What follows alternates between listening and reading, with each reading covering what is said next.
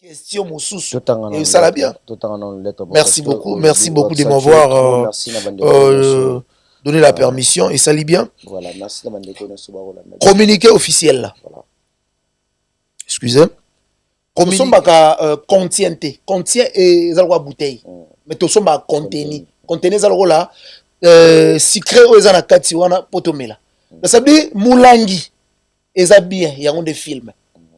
Mais ce que yo eloko photo mela secret yango n'est-ce que eza bololo comment film yango et comme tu le makambo a vivre na mpoka akufela 3 mibali basokola eta non wana komokende na manika akufeli 3 nazo expliquer yo manika akufeli 3 mibali basokoli ete premier mobali manika akufela papa ba Jonathan Kadima.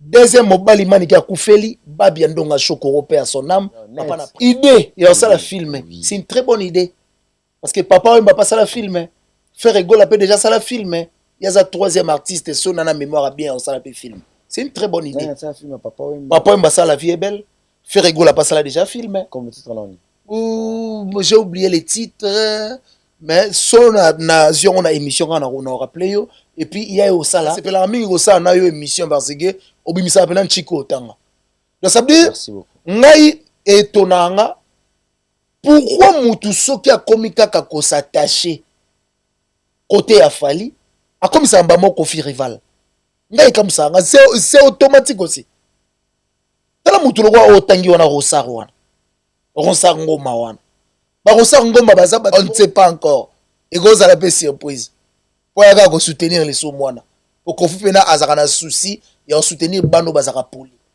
assez souci aka pena c'est pour monaka le plus poli za Fally on l'a vu ba te belé baloba le plus poli ba tcha za Fally donc les plus poli ne ba balobara izaka faire en tout cas na sepeli makasi ako yo mozo reconnaître balobara Fally on l'a vu balobara Fally le plus poli bon ngana yo ka balobara faire on a ta pas côté ba faran ba parana ba fingami baloba ka zala bien éduqué entre ta papa Cyril Moumi na maman Bibi ba édikanga bien na kolinga te na yo que éducation o ba pesa nga isoni na TV eza ndenge moko na ba bon ça aya ko prétendre que il est intelligent ko prétendre nyoso ya prétendara mais comment na ya ko ça la sortie médiatique boy trop enfanté do bouffon bourrique yo pesa ka lobby o sale la faire te na sens ninga na lobby o moni ba genre ya batu ya bongo ba benga ba ignorant ignorance aka moto yo ayebi ne vérité mazolo balokuta na nko pour satisfaire kamo ya s'attacher nango c'est ce que le quoi baron ça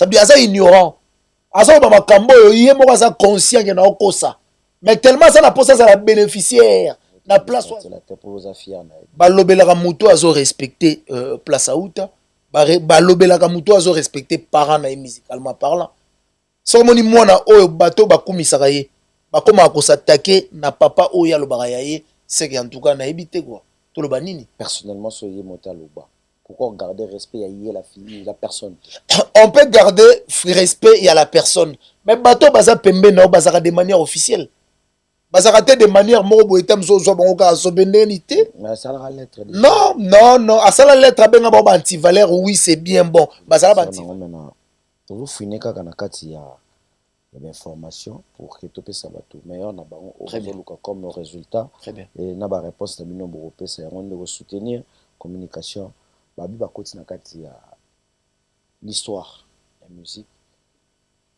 couronne boni ngabo pesa mama si producteur oyo falaki a betsa concert sama production normalement bolobi na kati ya lettre qui na erreur technique ya salle pourquoi pas salle ya momoko ya Genève ekomi etomona lelo o batu nde balobaka adage mona linga mingi lobaka ce qui est rare est cher ça veut dire la rareté du fait et peut ça a prix na eloko ozoteka nde ba français balobaka la rareté du fait donne du prix à la chose tu sais que lelo o l'artiste Koffi Olomide na niveau ya rareté oyo azalaki nango ya kobeta te pendant 13 ou 14 ans si j'ai une bonne mémoire batusko ba yoki ke Koffi azobeta tu penses qu'il peut faire piaka Koffi Olomide aopesa ndenge mona bato wana babeta to o bakobeta ta nga na yo tozali awa na plateau toyebi ke Koffi Olomide azalaki légende ya bamusicien ya Afrique lelo akoma mythe ya bamusicien to ya Afrique musicien moko te ya age ya Koffi na mokili, je parle du monde RRE ezokende place mosusu ezala kwa report na annulation biso siko malheureusement eza RRE report.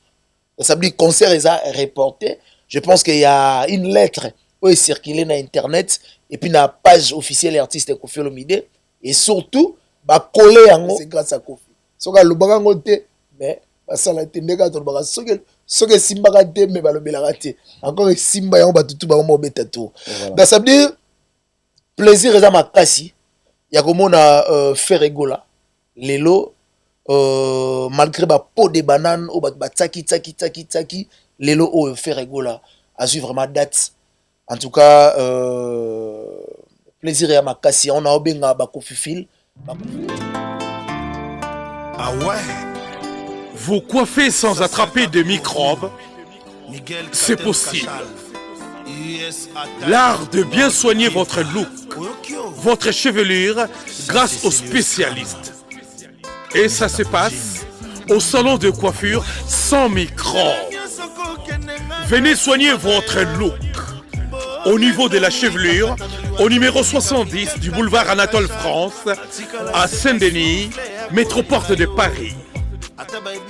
Salon de coiffure sans microbes. Vous êtes accueillis chaleureusement. Sans microbes. Un salon de coiffure. Un design moderne. Des coiffeurs jeunes et compétents, vraiment des pros. Les pros de la chevelure et du look moderne, c'est au salon de coiffure sans microbes. Avec Patrick Massidi, le professionnel. T10, Tosa Olia, le salon de coiffure sans microbes, un salon chic avec des coiffeurs très branchés. Pour votre réservation, un seul numéro de téléphone. Les 06 05 71 90 61. Venez vivre sans microbes. Votre salon de coiffure sans microbes à Saint-Denis, porte de Paris et Zaputa Yabiso. Sans microbes. C'est chez nous.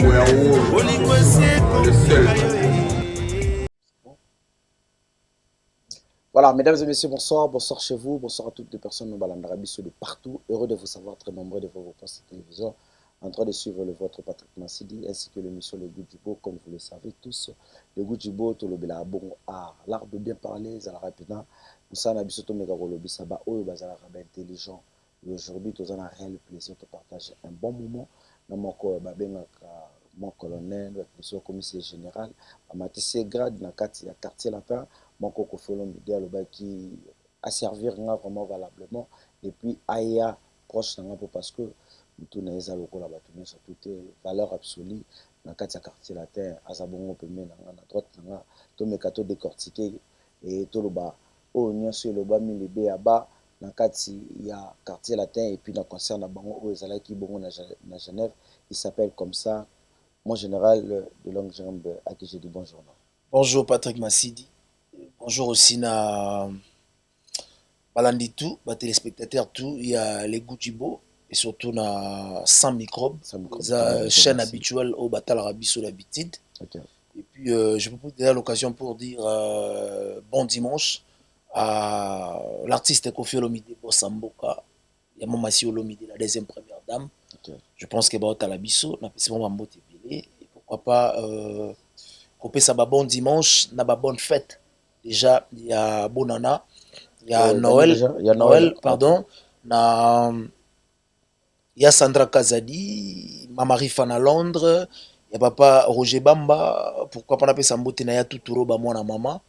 Et puis il y a Christophe Kazadi, on est vraiment famille biologique qui a Mokondi. Et pourquoi pas dire merci na bato tout balinganga na Koffi Fil, Koffi Yetz, na Cindy Love, ou vraiment bazala wana pour nous soutenir l'artiste Koffi Olomide et ça là vraiment Kitoko Makasi. Donc je pense qu'à ce net moment, mon grand frère Christian Mokuti a marionnette Nzambe trésor public.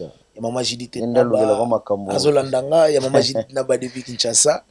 Et puis merci à Serge Mboumi na Sombateka Mokili Mobimba, ya mama Debo et puis Yashimba Lulungi depuis Allemagne, ya Doudou Makolo métro sexy depuis Plaisance et puis il y a Christian Kwemba depuis Vernon na Azolandanga et puis tout balinga de longue jambe.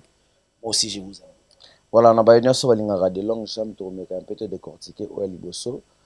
Sujet va te belé bazolo belango ils ont battre son plein à la carte internet ils ont ba annulation ya concert ya Koffi Olomide ni ne sali que concert va te belé bazelaki et puis ba te belé ba linga ba mona mama si pour une fois yemoko na scène ameka un peu ko pesa biso concert tout le bango inédité mais concert moko beaucoup et kozala linga kozala na moi na richesse na kati et limité bétamité ni ne sait que ba annuler concert à Koffi Olomide na Genève. En tout cas, merci d'abord pour ta question, Patrick Emassidi Sidibé. J'ai aimé la question parce que c'est parmi Rose P à présence nanga awa. On a goya bisa ba Koffi Fina ba Koffiette. Merci beaucoup. Merci sincère. Na onyo so bazo sala pour un artiste na bango Koffi Olomide. Ya ko réserver ba hôtel. Ya ko somba déjà ba billet pour na ko zela concert ya monene o ezaki concert balinga ba mona mama si Olomide mais Dieu merci parce que na sepela na partie mon na bible et ça biso na circonstance nyoso to senga nzambe merci ola linzala merci ba reporter concert merci batu ba somba ki billet ba zi opportunité ya kokomate merci beaucoup donc eza indépendamment la volonté artiste Koffi Olomide parce que l'équipe quartier latin déjà il s'est déplacé qui de partout tous à la pour na kokende déjà na Genève na Suisse je pense qu'il y a des images au moment qui toujours répété déjà voire même na Suisse ngai et pas paroles et quelques membres il y a bureau fallait toujours TGV na biso déjà les vendredis Poto Koma vendredi parce que ils a écart à 2 heures comme ça 2 heures na TGV Poto to Koma Suisse et puis tant to linto kende de na moni mokonzi asali na page officielle na ye ati affiche ya report ya concert o ezande na utu epsayo indépendamment na volonté artiste Koffi Olomide contrairement salnde et se sentir prêté ya ko recevoir événement ya munene bongo artiste Koffi Olomide non nako se permettre que le babongo pour ça na lettre bongo na ba ebele ba tali concert wana yo lobi kilo ya concert ndé et sali te que mais sali et que ba annuler concert mais to s'appuyer na makomi to so zongi pe na makomi au salle yango moko etse na salle ba tebele ba lobi Koffi Olomide a photo comme na biso na lettre Koffi Olomide ateki ba billet c'est pourquoi ba annuler bino koto bo bengi report ba bango ba lobi annuler na qui dit la vérité bon qui dit la vérité c'est nous parce que bisonde toza censé ya koyebisa batu nini esali concert ezala reporté et puis annuler na reporté eza denzela différente eza lokwa mutazui RRD na mutazui RRE so makambo na oloba janvier na Charlie Prince ba yebi ata ba RROT Comment de presse c'est comme il passe de presse c'est comme il passe donc ça veut dire report na annulation eza denzela différente bato bazaka na poto bayebi ke RRD ekendaka nzela mosusu RRE ezokende place mosusu eza lokwa report na annulation biso siko malheureusement eza RRE report ça veut dire concert eza reporté je pense qu'il y a une lettre qui est circulée sur internet et puis na page officielle artiste Koffi Olomide et surtout ba coller yango na kati ya salle na libanda ya salle ya Genève Arena ce qu'on permettre ngala tanga yango vite fait autant mais ba tout non ba question aux sillonner tout autour ka ya concert wana mais comment Genève azala une grande salle ya munene bongo na kilo na ngabeta artiste pas non seulement Koffi Olomide pour après Koffi Olomide ba concert monsieur ezalaki au Batoupe Moussouba Robeta, jour d'après. Pourquoi quand date à Kofolo Mide de Bahamide, concert à Kofolo Mide, les autres Babeta, pour le biquet sale, mais Koffi Olomide a pesé ndenge mona batwana ba beta to o bako ba robetata ngana yo to zali awa na plateau to yebi ke Koffi Olomide azagi légende ya ba musicien Afrique les lorma mythe ya ba musicien to Afrique musicien moko te ya âge ya Koffi na mokili je parle du monde ya âge ya Koffi Olomide sala un succès tilelo et puis Koffi Olomide est seul artiste africain. On a 26 albums, les comme 27 pour tout bimisa suprématie à succès. Mais ils ont fait partir dans le quartier latin. Qui dit papa, qui dit maman.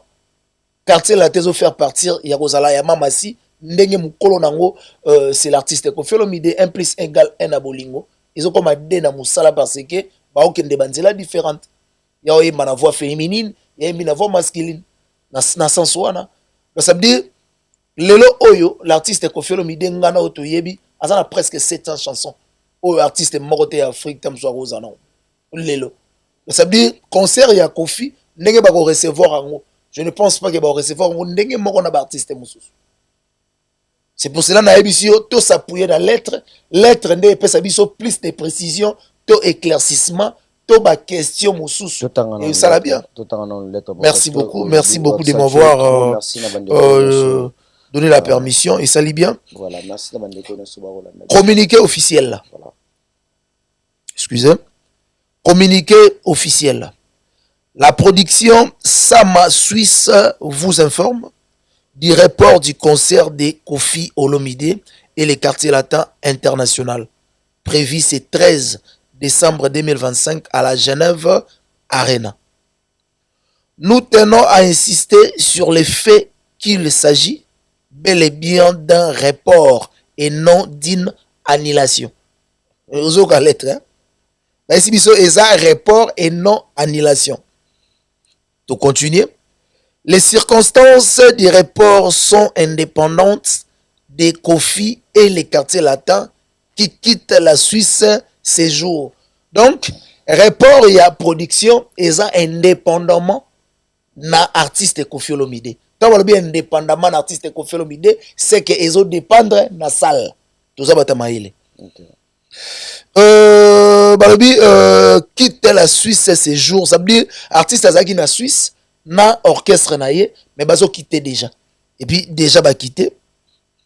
Pour votre information, notre objectif premier a toujours été d'offrir un spectacle à la hauteur de l'artiste et de son public.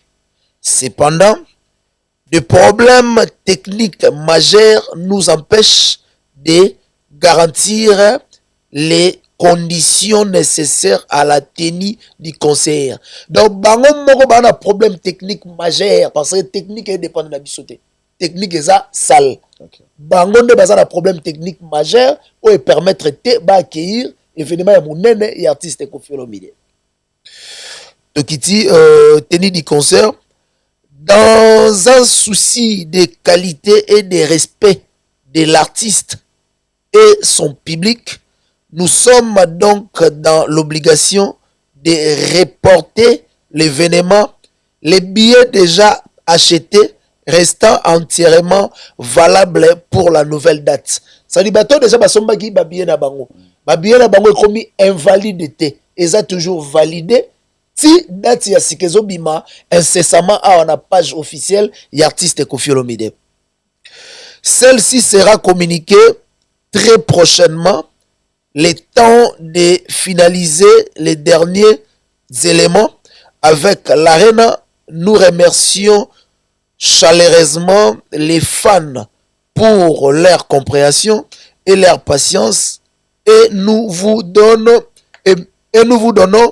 tous rendez-vous très bientôt pour un concert exceptionnel Kama Suisse Production. Wow. Donc à la minute bozozoa communiqué il y a date officielle oyo siko toko bandela toko zala na Genève Arena et ozala vraiment kitoko makasi. Je pense que basali bena rolo ba pasteur basala ça veut dire pasteur na interprète. Voilà. Très bien. Merci beaucoup. Merci. Parce que ça les osala Chico Makela bien. Merci beaucoup. Rémi Voima bien. Merci beaucoup. Et ça les Christian Kalonge, le banquier de Pessiongo, Salut les boss Jimmy Chimanga bien, porte de la chapelle. Le service est comme mon si vous en avez besoin, passeport, Luka Jimmy Chimanga. Assistance visa. Il y a assistance visa. Luka Jimmy Bato Bangunde Koufa. Azana Okitev. Voilà, Luka Jimmy Chimanga, donc porte de la chapelle. J'ai fungwa mi pena. Tu peux tout ça numéro Jimmy Chimanga, porte de la chapelle. Ah voilà. Donc, muto ana posa ba attestation. Tout. Oh. Et là, on a besoin d'un kin, et c'est une administration qui est accompagnée, et là, on a kin, et il y a comme presque préfecture. Voilà, à moitié. Moitié préfecture, mais c'est le maire. Jimmy Chimanga, porte de la chapelle. Voilà, merci beaucoup. Ouais. Et dans mon temps, même temps, on expliqué, mais dans ce cas-là, on va lobby, Kama Production. Qui est Kama Production dans Katagene? Ou ça ma production à ça producteur oyo falaki a bête ça conserve ça ma production normalement bolobi na kati ya lettre qui ezalaki na erreur technique ya salle pourquoi pas salle ya moko ya Genève ekomi et tout monde écriture tout loba idée ya production de presque ça ba jeu où ils ont CONAT il y a anguille sous roche na kati wanate non on n'a pas ce temps là sokotali lettre oyo ils ont même collé na mire ya salle ti na kati ya salle donc salle yemoko a autorisé ba coller lettre on a bala qui c'est une capacité na salle yemoko à permettre parce que jusque là ba ndeko belé bazolo ba Kofi n'a pas pu côté ka ba billet niveau billetterie ezalaki na C na yango moi manigon c'est ça la mina C wana pour que babimisa lettre oyo ezala lokola point d'appui sur annulation ya Kofi réponse ta yango ya concert bato tout ba ba billet te kama kité bato tout ba sala ba campagne ou faut ba sala réponse ta yango il faut savoir lire pe ba pe kotanga je pense que ma commis et répondre déjà nyonso parce que tout ça beta récemment à 39e anniversaire à quartier latin de beti na Ivry Couronne où ils en a 3000 et quelques places assises bon moni to tondi sango na kati bato batika libanda ba kotité bato bazali libanda ba kotité de longues jambes papa lelo oyo il faut retenir que Koffi Olomide si j'ai une bonne mémoire a fait presque je peux dire 13 ou 14 ans avant ko prestete ndeti na Schengen awa lelo o batu nde balobaka adage mona linga mingi lobaka ce qui est rare est cher ça veut dire la rareté du fait et puis ça a prix na eloko ozoteka nde ba français balobaka la rareté du fait donne du prix à la chose tu sais que lelo oyo l'artiste Koffi Olomide na niveau ya rareté oyo azalaki nango ya kobeta te pendant 13 ou 14 ans si j'ai une bonne mémoire Batusko Bayogi qui est confié à Zobeta, tu penses qu'il peut faire un piaka? Il ne peut pas vendre des billets? Ça, les comptes à rebours, ça veut dire que concert au serveur, on a Evry. Déjà, c'est bon pour nous confier le milieu qui est temps. C'est bon, Bayogi est temps, ça veut dire? Bayogi est penza bien, Bayogi n'a bango. Déjà, Bayogi est déjà, c'est là qui pendant 14 ans, Paris a été servi et Genève est coulé. Mais toujours ça la continuité parce que nous on a presque 700 chansons on a presque 700 chansons je pense que tu na Ivry Couronne et ça peut-être 10% il y a banzembo au Koffi Olomide sala donc ça veut dire nous on a des chansons intemporelles nous on n'a pas de chefs-d'œuvre nous on a des chansons intemporelles intergénérationnelles justement ouais pour Koffi Olomide mais ça les quatre pour la mamasser. Non, des chansons comme des Ikia. Tu sais, il y a tant de personnes au Bazaki, bah c'est souci ba yokayango.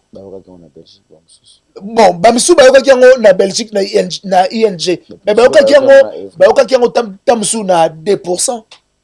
Parce que na Ivry Couronne, tu vois qui vraiment pas mal de chansons il y a oh mamassi à intervenir trop.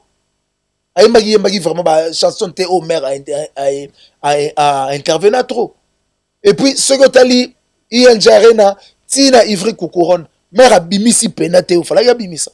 C'est pour cela concert à Genève et ça qui spécial concert ya Mamasi. Fallait Mamasi ala qui sabatu de quoi on est capable et puis de quoi on est prêt à satisfaire masse nyoso o ko se présenter devant eux. Parce que ça a capacité intellectuelle, capacité musicale o ko emballer public wana. Voilà. Mais ça n'a pas tenu place moi le bar la Bible, l'homme propose, Dieu dispose. Nous on a proposé le 13 décembre 2025 Mama Siazala na Genève Arena, mais disposition en Nzambe et ça li que concert ezala reporté et puis Nzamba sala RRT. Date ko bima wana bat ba ozalaka satisfait et on a bisi ba kofifil ba kofiette bo réserver ba billet au ba sombaki ba billet en ligne. Date zobi incessamment à na page officielle artiste Koffi Olomide zo la dévoiler et puis ba billet na bino wana bo za ba bénéficiaire na. Voilà ba billet wana ba za ba bénéficiaire na maintenant. Vous finissez quand on a kati ya information pour que topé sabato meilleur na bango comme résultat. Très bien. Et na ba réponse na bino bo pesa ya de soutenir communication ba bi ba koti na kati ya l'histoire la musique. Couronne boni ngabo pesa Mamasi. Ngemo ko komimangote. Ils a sous l'impulsion de Koffi Olomide bien sûr que si. Mais bâton de commandement ya quartier la TG les gars si lourd. Qui t'a dit que bâton de commandement babilo mo bajawa? Parce que na Genève bato belé ba bi que Mamasi men nga ozwa asimba bâton de commandement azala yemoko la reine de la soirée. Ayemba sans Koffi Olomide pour une première fois balobi kilo wana quartier la tête qui sans Koffi Mamasi akoko ko assumer te on batu ba bae ba sombi ba bi. Non, même pas. Même pas. Ezaka batu bazo réfléchir selon bango. Yonga na sepela na dash mo lo bara makanisi ya mutu eza makanisa Nzambe te. Na sabi mutu ko réfléchir ndengo réfléchir ya ki mutu. Esika maila mutu esuki nde ya Nzambe banda. Donc ça veut dire place intelligence na réflexion na bango ezo suka ne place biso ko tozo esa bango or. Mais o kutu bokanisi oyo eza kutu makanisi boko kanisa te. Donc ça veut dire pour te dire la vérité et puis pour être franc, Mamasi a la capacité. Il y a quelque chose à télémite devant, même combien de personnes devant y ont la capacité à combattre. Parce que ana secret wana. Mais Koffi Olomide lo bangot. Ngangata formé mona na ye, atikala toujours na secret moko to mi balé pour na ye mo. Parmi ba secret o Koffi Olomide atikala nango, Mamasi pas autre. Toi, tu penses que Mamasi a sorti album a accroché ma cassette. C'est que vous avez mis à ma baie. C'est que vous avez mis à ma baie. C'est que vous avez mis à ma baie. Vous avez mis à ma baie. Est-ce que Bazo a chanson te? Bazo a mon ex te? Bazo a dépendant nini dimandate. Mais bâti très belé. Parce que bâti traité. Est-ce que bon la challenge te na TikTok? Challenge. Akenda na ye poto di banda. Abala na ye kuna mais je l'aime. Abota na ye kuna mais je l'aime. Ozo kangote. Amuno na motema ndi manda. Donc j'aime pas ça non moi chez moi. Est-ce que de yo moton ozo vanda? Bimano en étant acteur il y a 4 événements. Est-ce que l'album Mamasi est chapeauté net Makasi. Et surtout Mikolo challenge à TikTok ça. Mama chanson phare l'album chanson ndeti oezo kumba bena disque. Ndeti ngai na réflexion nanga. Chanson ezo kumba disque za dimanda. Tiens yo. Mama Mateo pesa kifalo pesa mosusu na motema tala Ce que chanson est kangi pen internet pour l'instant. Oazo kumba baninga yo na dimanda. Et puis ba chanson musu ezo ya. Ba mon ex kangai maboko na betaidi. Wana Mamasi na chanson na mamba lo kangai maboko na betaidi. Nani maboko Baka nga ba faux chanteuse congolaise maboko wa beta bango po ba wemba bien te. ba fingi sa voix féminine netso balbazo mama wana boy mère mo basala on ba comparer na mama si et mna vous ba kangi maboko de bétail ba fingi sa voix féminine yaye moko d'abord ole ba kanga bat maboko yaye moko est-ce que zo assumer oui bien mama si azo assumer charge kitoko suprématie et de bien et puis yé moko mama si a ça ba challenge parce que disent que c'est un bon de ba français ba baradage moko la charité bien ordonnée commence par soi-même donc soi-même yé moko mama si a ça lango moko comme pas possible aba belé ba lo ba banda mama seso a comment na Koffi Olomide officiellement au vu de tout le monde que petit quartier la té salamwa kotenga mama muki ah quartier la té bonga quartier la té bonga quartier la té bonga fort na ça quartier la té de bana zanga bina voix féminine ya gubongo lo ya mama si quartier la té bonga et comment gubongo na ça ça dit so koti concert à quartier latin oyoka ker ya bana mibali ya na voix féminine na kati papa ya lo ba selio dité mais ba selio sko à la menthe maman na lo be fo bato ba vivre ba restaurant mindele netinga boy dité à la menthe ça dit o me la bena chakai mozoka feeling moko boy na moi c'est ko quartier latin guane kota parce que na kala ya la toujours mbaka ba voix ba garçon elle est moins trop mibali ce que to simplifier rumba ça veut dire voix féminine et douce ba garçon sozo yo kapena ker ya quartier la to ba o ba angelo ba yemba to nini to ba chanteuse ba yembela pape na Vatican ça veut dire ba yemba pena donc uniforme ça veut dire ndenge moko voilà dans cette uniformité to meka un peu to yebisa bandeko bazana no lan alors continuons somba ba biebo somba ba billet à Genève et to yebisa bango nini date à Genève ba gardango toujours ou bien quand est-ce que bogoya opesa bango nouvelle date au bazoza en tout cas nouvelle date ezoya ndeka na utu yebisa concert na biso eza annulé te mais ça reporté et loko eza reporté ezaka na date moko boye o ezoya mais professionnel que je suis je me permets pas de m'asseoir ici pour dire que telle date des concerts on les a reportés. Contrairement, il faut les candidater dans la page officielle de l'artiste Koffi Olomide. Après, biso to ko s'appuyer nango. Et les carabongwa, ba professionnel ba sola bon. Parce que ceux qui s'asseoir à na wimba moro et ozala 2026 telle date, ils sont non professionnels. Et puis soit non respect, il y a orchestre monnaie le roi quartier latin.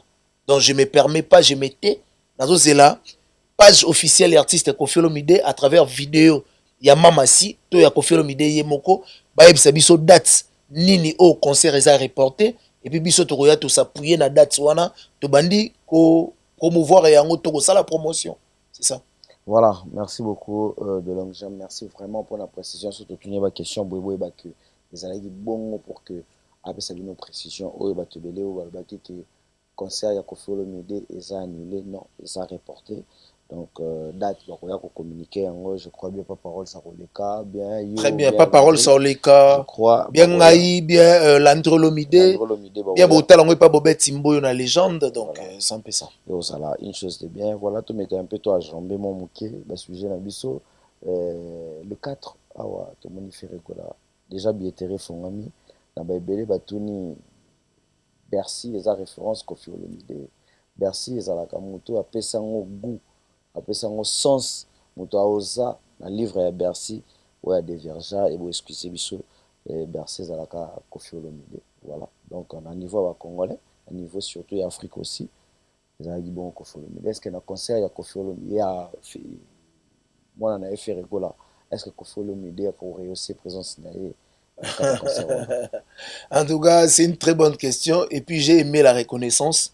Il y a réexpliquer parce que et ça l'a déjà expliqué mais réexplication ça la kitoko que mutafongo la biso Saloana Bercy c'est l'artiste Koffi Olomide et surtout mutalakisa biso ba salle mythique na poto c'est l'artiste Koffi Olomide là il faut to betela ka maboko to lo ba papa bravo parce que ozala prédécesseur ça veut dire mutali boso o aleka na nzela po batu misuba ya mais obosani mutalakisa biso ba kombo arena pe ka Koffi yango Pepe abetaka Pepe. Malheureusement, à la Kisabiso, malheureusement, à la Kisabiso, comme on est arena, so qu'on fait le bagage arena, mais il n'y a pas un plaisir aux autres. On a ben selonga, il faut gouvernement français.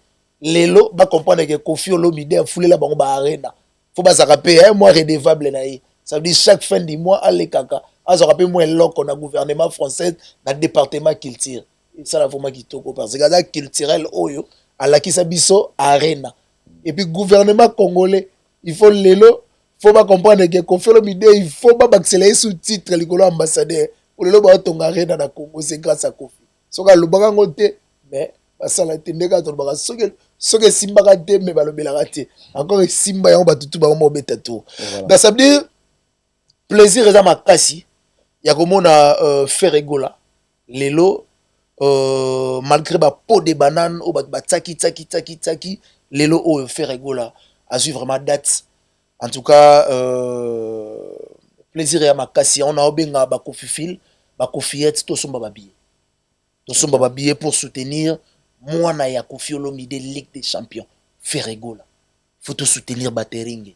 La guité nga mo kutu na autoproclamer déjà mutu a promotion donc ça dit na sa promotion ya Ferregola. Jésus nga na sa promotion payant ou bien te nga bena na sa na promotion non payant parce bénévole. Que Ferregola oui bénévole pourquoi pas Ferregola nous soutient aussi ba concert na biso belé auto betara Ferregola postar na ba page officielle na ye a celle rango promotion pourquoi pas Ferregola za seul mwana oyo a comprendre que papa Kofi aza papa oyo il faut tous la reconnaissance envers ye a beta concerné pena na Adidas Arena a invité Kofi Olomide ba reconnaissance na ba plaisir ya bongo bana misuba osala na bango ngote basala pété aza pena ndeko na ye fali pour et na lobi o abengisa Kofi Olomide na concerné na poto Ferregola mususu azati ko mususu akoya tokolobela ye mais muto akoza la fière direct les a fallu pour mais faire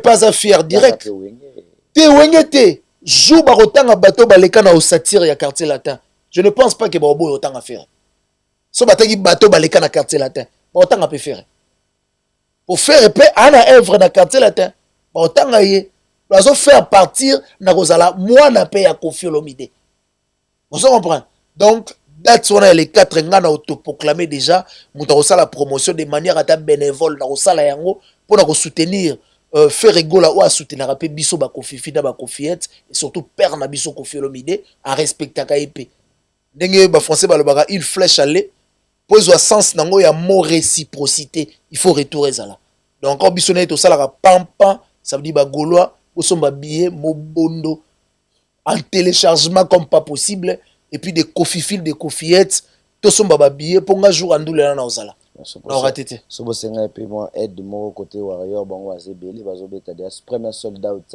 na Stade de France et kindaki mais so bosenga ki Genève za na moké za 9500 talara 120 il a combien je sais combien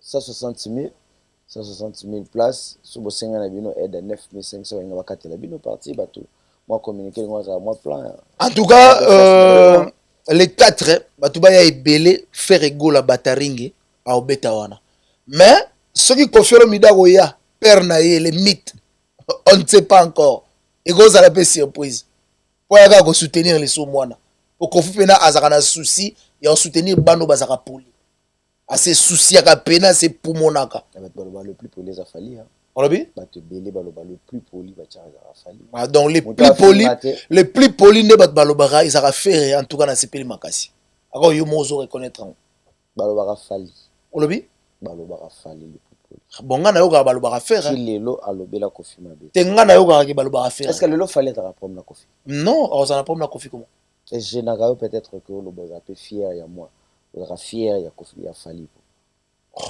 on s'en fier ya progéniture tenene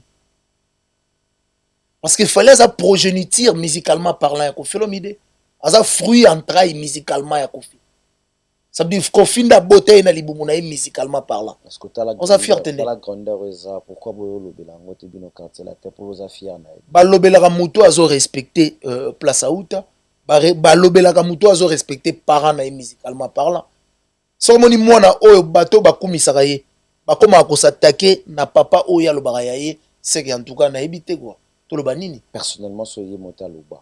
Pourquoi garder respect à la fille, la personne? On peut garder respect à la personne, mais bato baza pembe na bazaka de manière officielle. Bazaka te de manière moko etam so bango ka so bendenité. Mais ça la lettre. Non, à ça la lettre benga ba anti-valeur, oui, c'est bien bon. Bazaka ba anti-valeur, mais ba anti-valeur ngo nani amema ba na poto yo, ça veut dire bazonga na valeur. Lelo oyo soka zaka vraiment d'accord ti. Que bato bazaka pembe na ye basatakaka to basacharnaka na artiste Koffi Olomide, il faut yebisa bango ke bo se terre wana za père nanga musicalement parlant. Tout le monde a ba Charlie Prince lelo ba émission basala, tout le monde a ba Kisinjo ba Janvier ba Alexis ba Aïdor ba Valdi ba Jaël ba Grace Mbizi basaka pembe na ye ba Mama Congo, tout le monde a ba émission basala.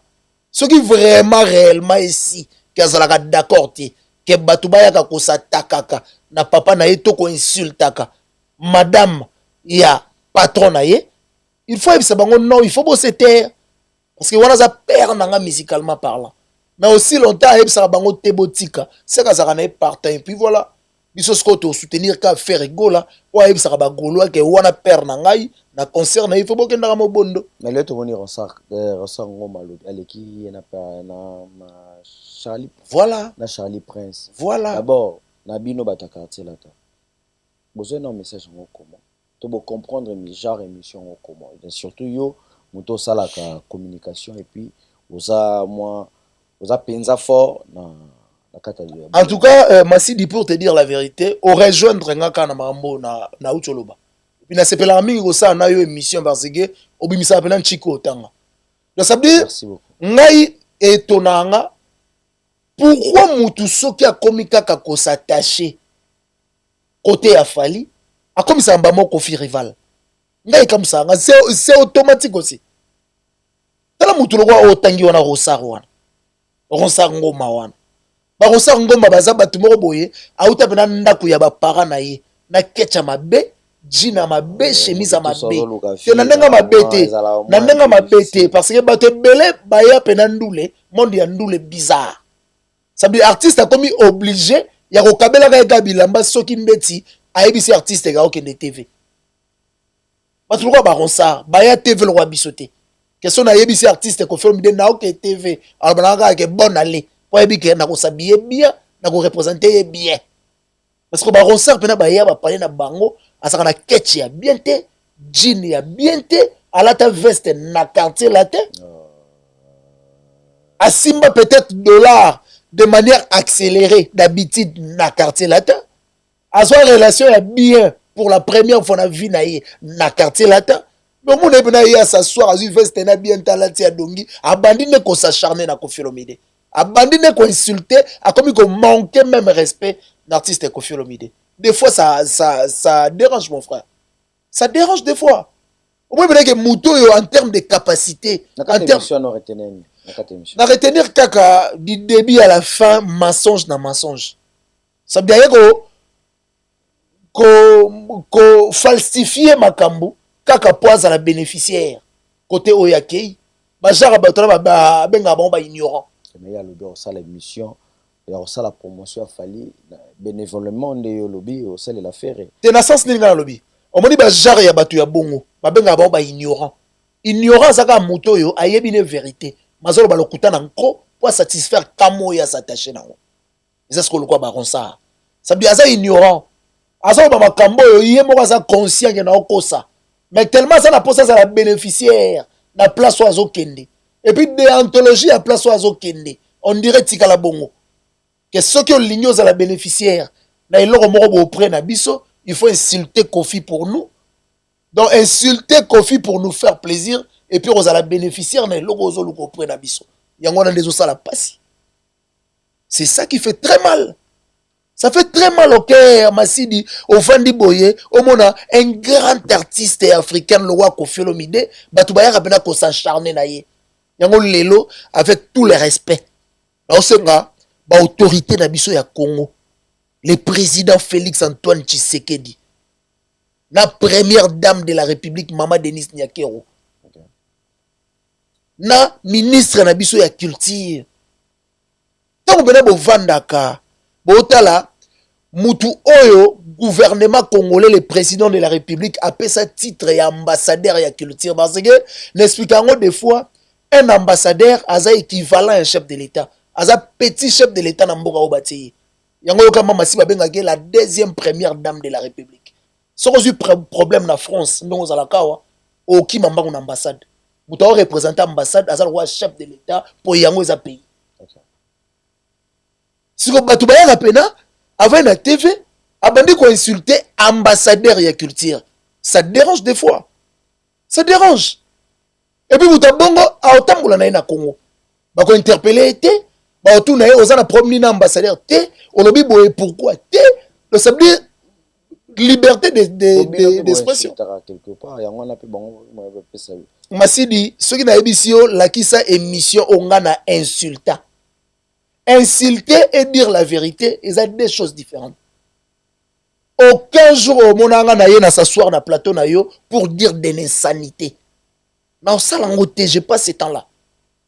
Ngane na zabo na ebi na za ambassadeur ya ba parents nanga, ya famille nanga. So na tapa côté ba parents nanga ba fingami. Ba lo ba zala bien éduqué. Entre ta papa Cyril Moumi na maman Bibi ba édikanga bien. Na kolinga te na yo éducation o ba pesa nga isoni na TV. Ils ont ndenge morona ba ça. Aya ko prétendre qu'il est intelligent, ko prétendre nyoso ya prétendara. Mais comment na ya ko ça la sortie médiatique bruit. Trop enfanté dans bouffon bourrique. Asane te dire mutu bourrique eza ko inciter te eza ko ebisa mutu. Non, eza ko ebisa mutu aleka na bande de l'école masaka attentif te. Bon, c'est discours. Voilà, on a le bibongo. Voilà, merci beaucoup à toi. Alain Salambi, Spirit ou Spiritas, tu peux sur théâtre. Alain Salambi, tu peux sur Rémi Bola, tu peux sur na tonton Geno, tonton de tous les Parisiens, tu peux sur théâtre. Tu penses également bon on a Madi Kilo, le Bibiche Balomba, blabla, et mère double, tu peux sur théâtre. Voilà. Parce que Internet, il y a yo. Là, la raté, vous avez tous les jours. La ligne émission, il faut réfléchir, quoi. Merci moi, différent, merci. De longues jambes, mon bal, il y a longues jambes. Voilà. Tout le monde dit John, ça peut me subir, mais il se karaté. Cette fois-ci, à s'attaquer, à Tanguy, à l'objet Kofiolo, m'aider à bala 7 fois. 7 mariages. Et puis, à Tanguy, Naba ex. À Kofiolo. Nous avons posé des Français. Donc, quel esprit Oyo Tsali étude sur le discours de Maniki? Et pourquoi aussi, à Yokotanga, à Kombo, il y a ex, il y a Kofi Olomide? Premièrement, l'histoire est une science qui étudie les événements passés. Histoire. Mais présentement, on parle de présent. Présentement, on a Mamassi. Et Mamassi est futur et artiste Kofi Olomide.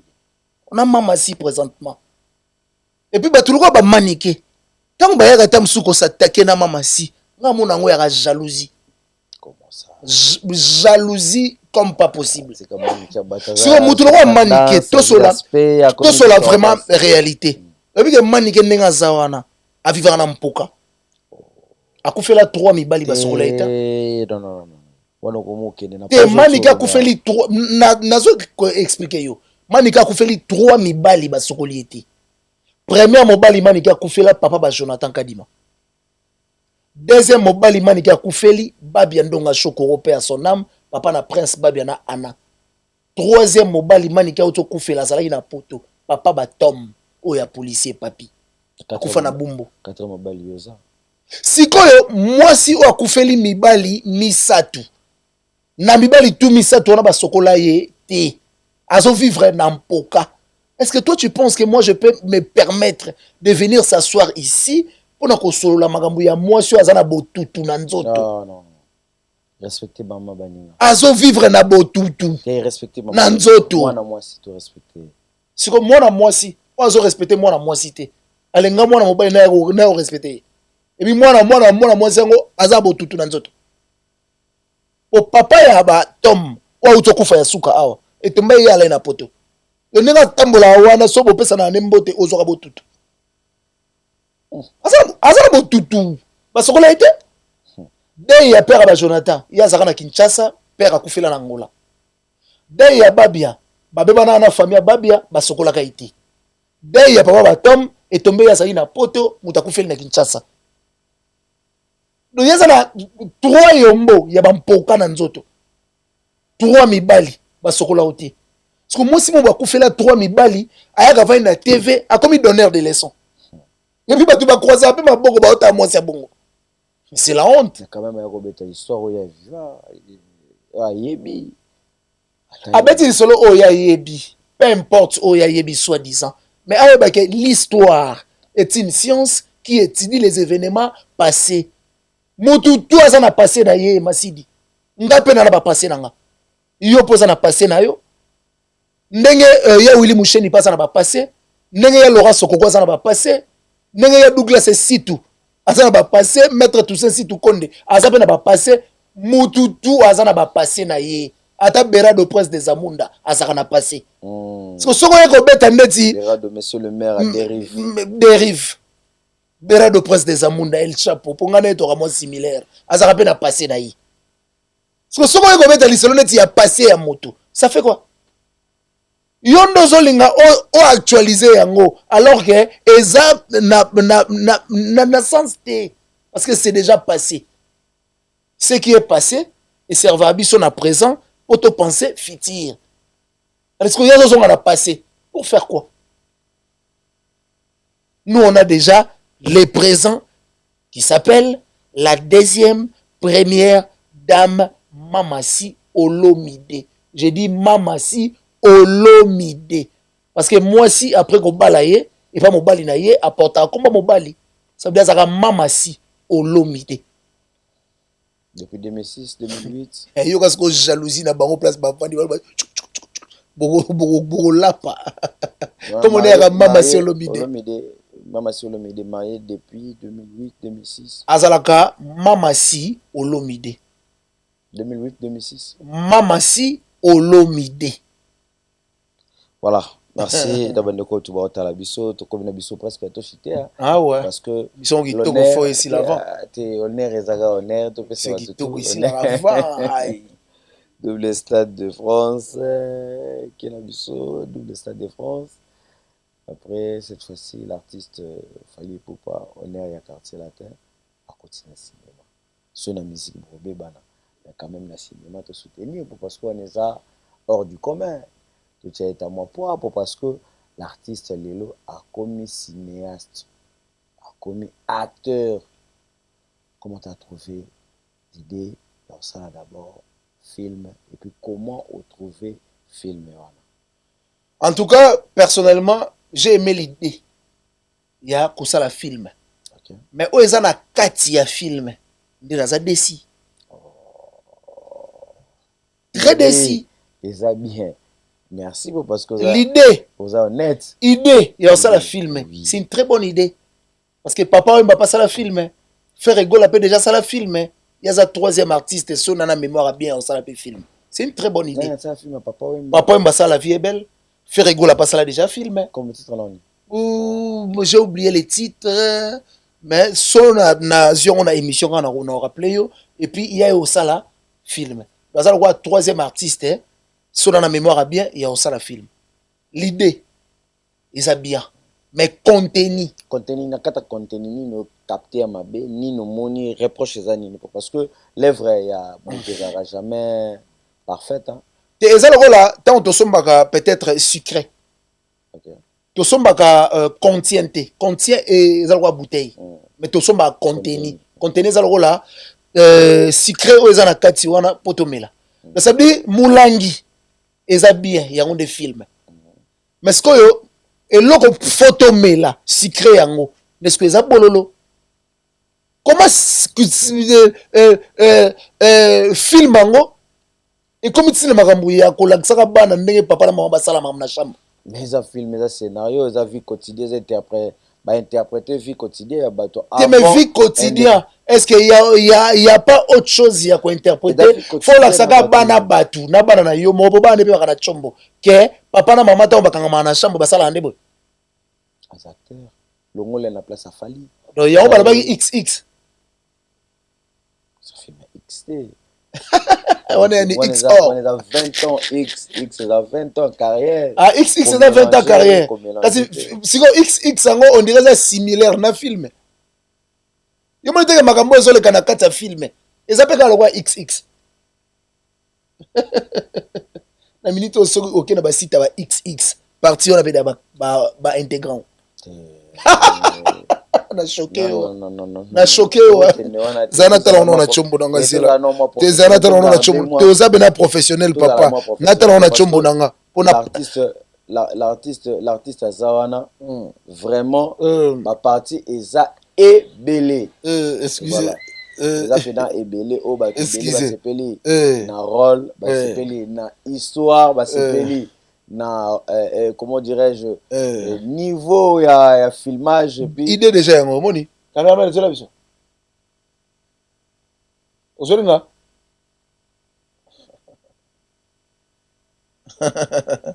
film affaire rigola yango de salama ya sika te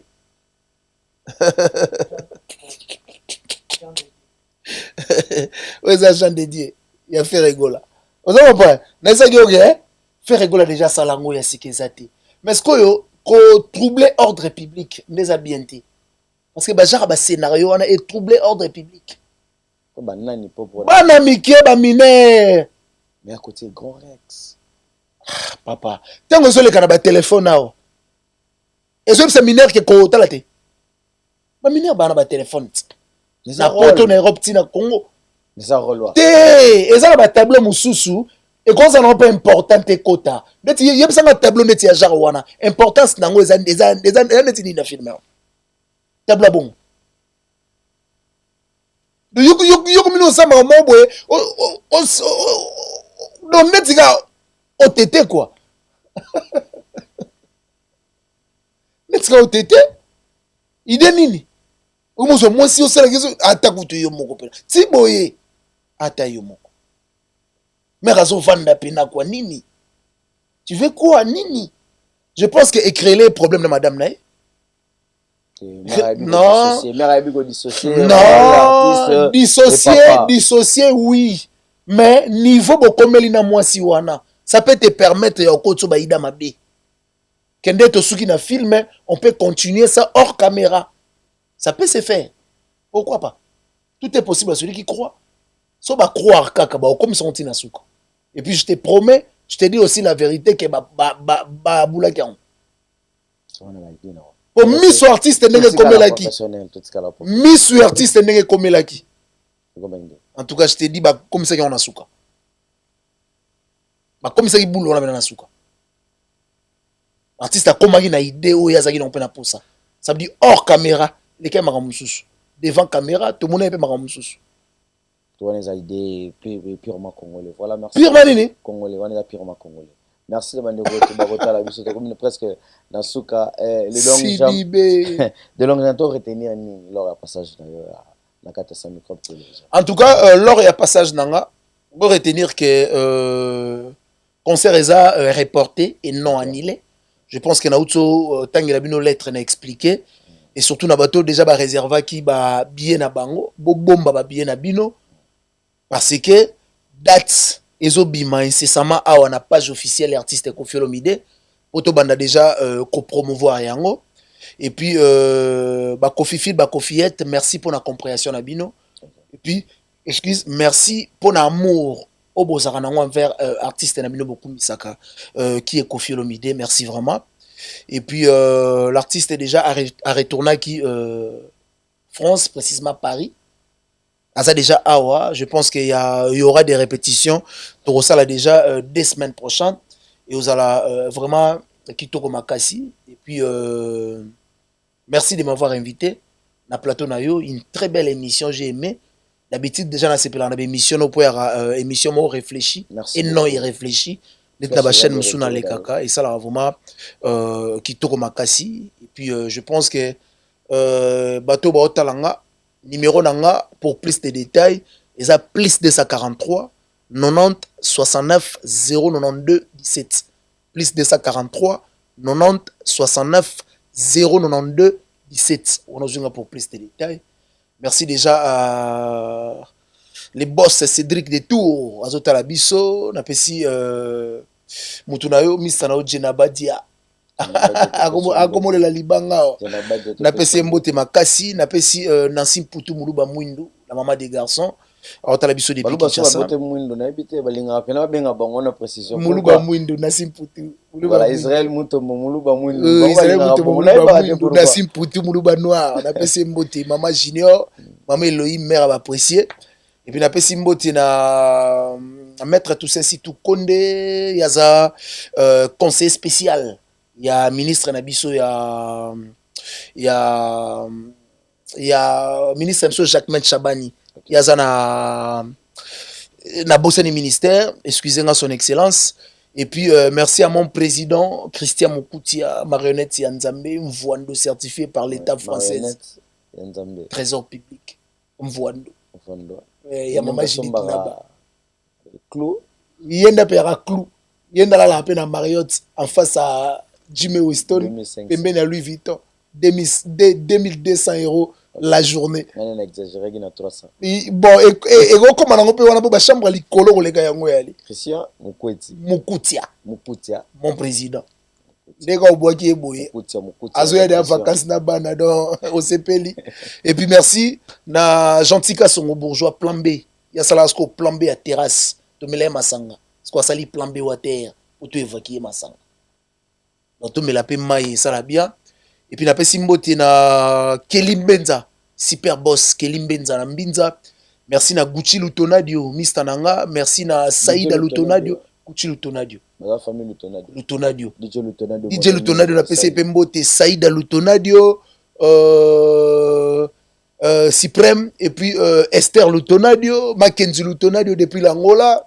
Merci aussi à Awachibasu na PC Bambote depuis Kinshasa. Kelly Mabungu na Bigazola Nangape na PC Pembote na le général manager Papa Clovis Fimpa na Bigazola Nangape. Yako Kotamba, les banquiers, Orléans à Maboko, Orléans j'arrive, Yako Kotamba, les banquiers, les boss Albino Lungindu, Cédric Emouya, Orléans, mon vieux Newman, et puis les producteurs les plus jeunes de la diaspora, Quentin Brown. Ouais, c'est une collaboration entre amis avec mon anniversaire d'artiste Kofi Olomide, na PC Bambote Bile, na PC Mbote na Venanga Jacques Kawele. On a Orléans. Donc Orléans j'arrive.